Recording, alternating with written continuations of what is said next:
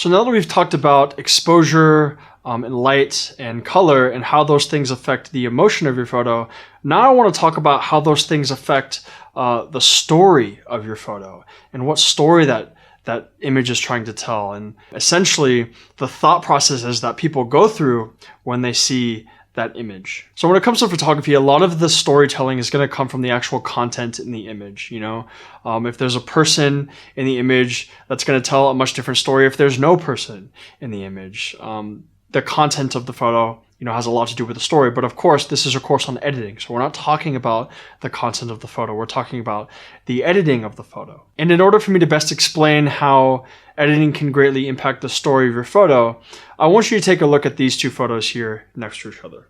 So in this photo we have a girl running into the forest. She might be running away from something, or maybe she's running towards something, depending on how you imagine it. So on the left here we have a really dark image, a lot of deep colors, a lot of deep tones.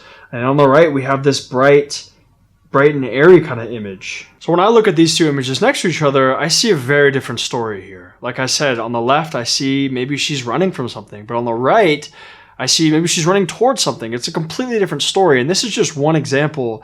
And you can do this with any photo. You can take any of your photos and you can edit them in 2 different ways, or 3 different ways, or 10 different ways. This is something I often do. I create many different versions of one photo.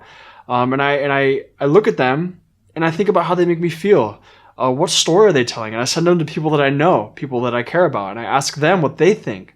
And that is a really good way to see the thought processes behind your photo, the thought processes that people go through, and the stories that they might think about when they see that photo. So, like I said, storytelling, a lot of it is the content of the photo, but you can drastically change the story based on the edits in post-production.